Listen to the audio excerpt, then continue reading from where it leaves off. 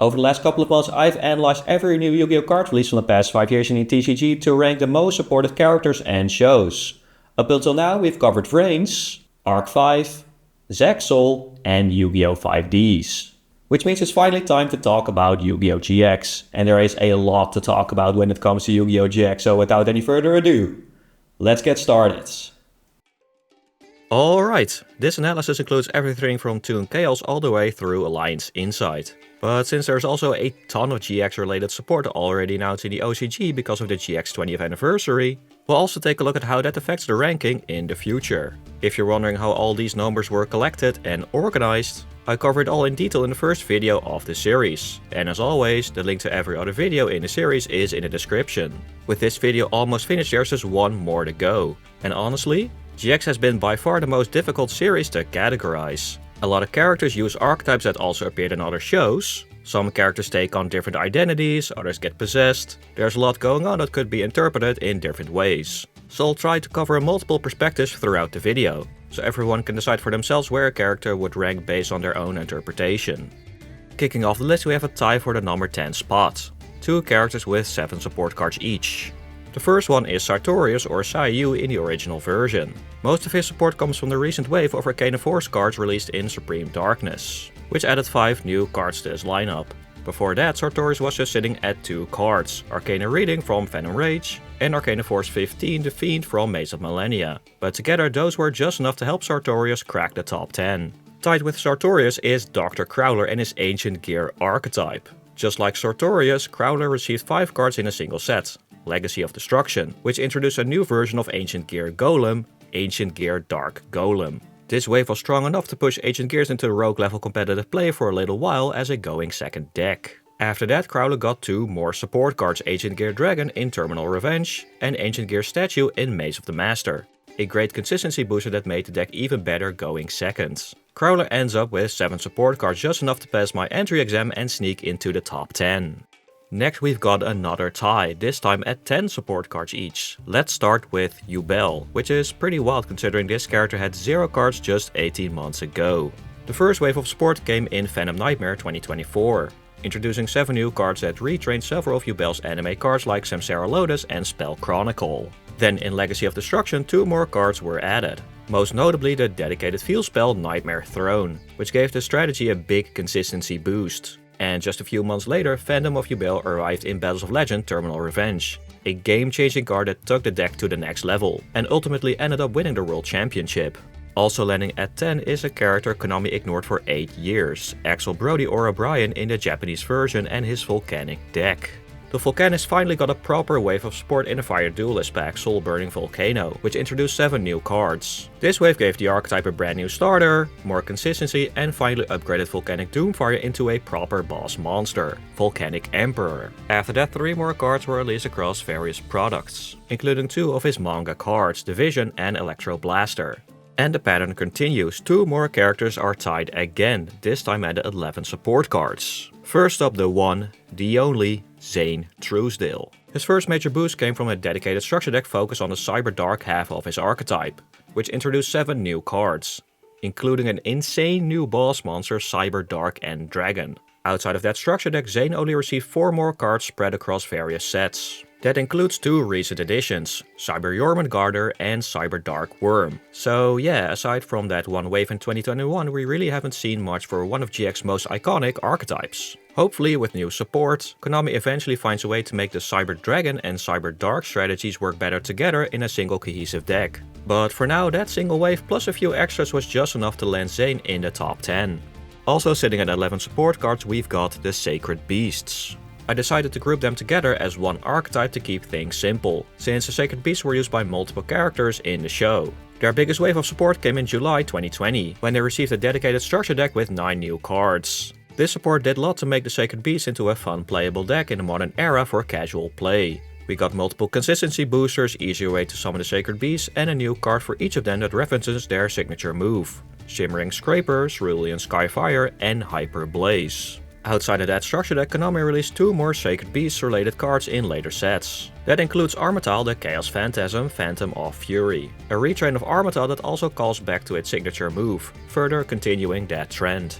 Alright, enough about Sacred Beasts and Chaos Phantasms. Let's talk about something a bit more grounded, because coming in at number 4 is a character I definitely didn't expect to rank this high on the list, Jim Crocodile Cook. For years, most of Jim's deck from the anime remained unprinted, aside from a few random cards. That finally changed in 2020 with Battles of Legend Armageddon, which brought a massive wave of 10 fossil support cards to the TCG. For context, the final episode of GX aired back in March of 2008 in Japan.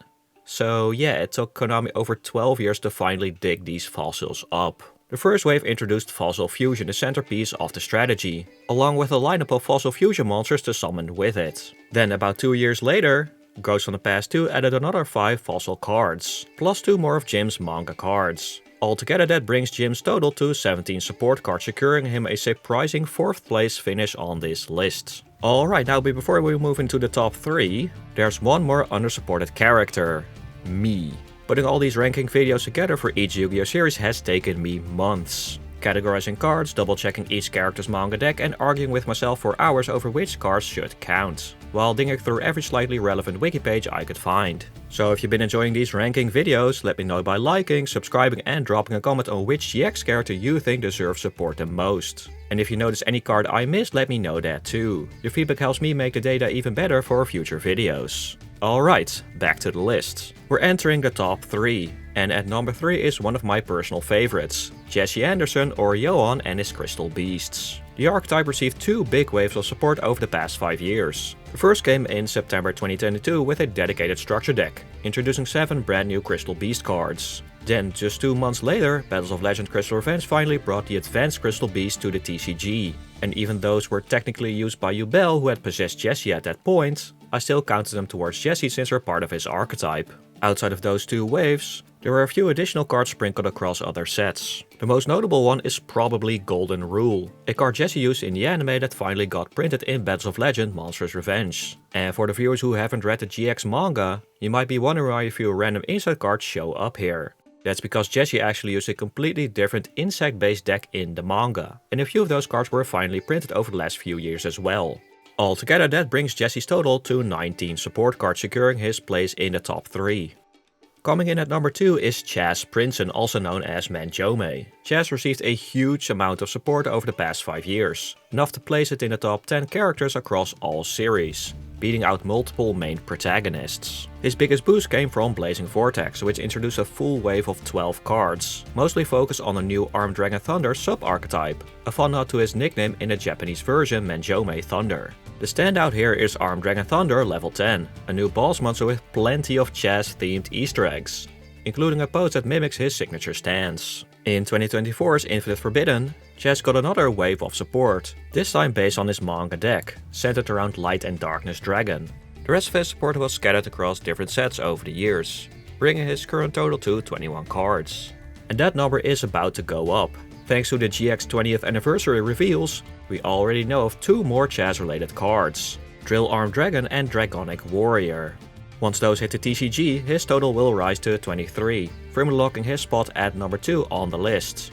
Now let's talk about the next character, GX main protagonist, Jaden or Judai Yuki. When I started this series I expected a few characters to be tricky to categorize, but surprisingly Jaden turned out to be one of the most difficult. After the first video I got a ton of questions about how hero related cards were counted, and looking back I realized that there were a few things I could have explained more clearly. So let's walk through it all and go over some of the main categorization decisions and viewer suggestions. First, I think everyone agrees that all Elemental Hero and Neospatian should count toward Jaden. Most of that support came from Power of the Elements, which gave us 8 new cards, including an incredible new fusion of his 2 ace monsters, Elemental Hero Neos and Flame Wingman. The rest of his support was scattered across other sets, plus 1 manga card, Oil. Arb Neos is a bit of a grey area, since it connects both to Jaden and Chaz. But part of its effect only works for Jaden, so I counted it towards him. That puts Jaden at 17 support cards, before we even factor in the GX 20th anniversary cards that were just announced. Heroes Rule 1 5 Freedoms and Soul Union, both from his anime deck.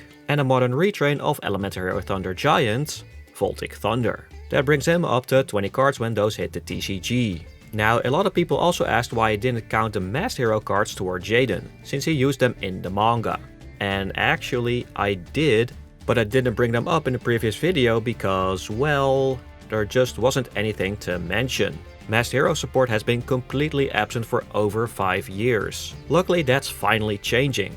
Konami has announced 3 new Masked Hero cards. 2 new main deck monsters, Dustcrow and Furnace, and a new fusion, Masked Hero Atomic. With those included, Jaden would jump to 23 cards tied with Chaz once those cards are released. There were also questions about the Vision Hero cards. Unfortunately, those haven't received any support in the past 5 years either. And even if they had, I wouldn't count them toward Jaden, since Vision Heroes was used by Astro Phoenix or Edo in the manga. Now let's move on to another hero sub-archetype, the Evil Heroes, which recently received a huge wave of support, 10 new cards, most of which came from the Supreme Darkness core set released in early 2025. In my first video I categorized the Evil Heroes under a separate character, the Supreme King. My reasoning was that these cards were only used during a very specific arc in the series when Jaden had fully embraced a different persona. Once that arc ended, he never used those cards again. So even though the Supreme King and Jaden are technically the same person, I felt it made sense to categorize them separately.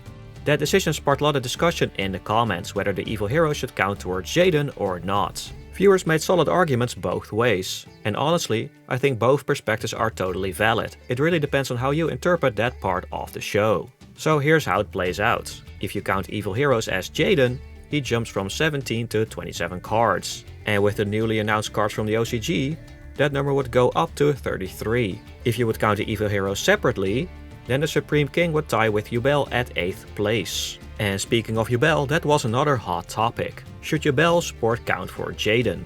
The way I see it, Yubel is a Jaden card, but he doesn't play a Yubel deck.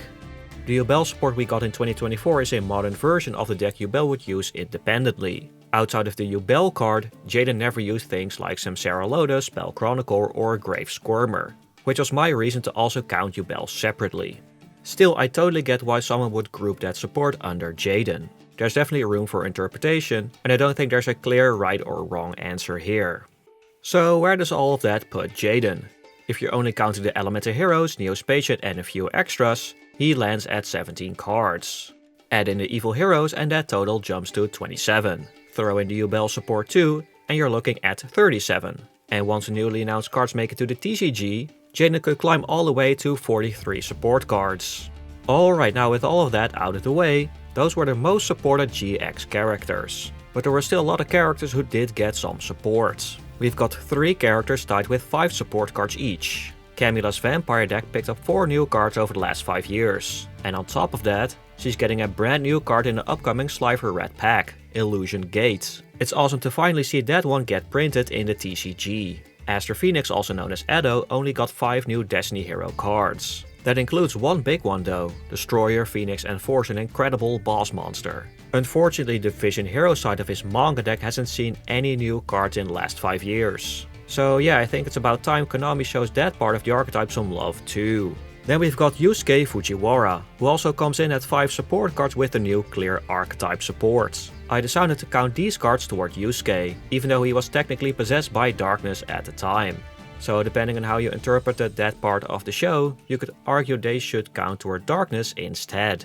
Next up on the list with 4 support cards is Alexis Rhodes. So far all of her recent support has come from the manga side, 3 cards tied to her manga deck specifically. Unfortunately, her anime deck hasn't seen any new cards at all in the past 5 years. But that's finally about to change, with Primal Light recently announced in the OCG. Once that hits the TCG, it'll bring her total up to 4. It's not much yet, but hopefully it's a sign we get more support for her anime deck in the future. Next we have 4 characters tied with 3 support cards. The first one is Bonaparte, also known as Napoleon in the Japanese version. Konami finally printed his toy soldier monster from the anime, along with 2 support cards around it. Titan's Archfiend deck got 1 new card in Venom Nightmare, Berserk Archfiend. That's the only support card he received over the past 5 years. But luckily we're finally getting his ritual monster from the anime, Matador Fiend, and a ritual spell in a GX Slifer Red pack. This monster was originally in the anime called Matador Fiend, but I guess Konami renamed it to make it part of the archetype.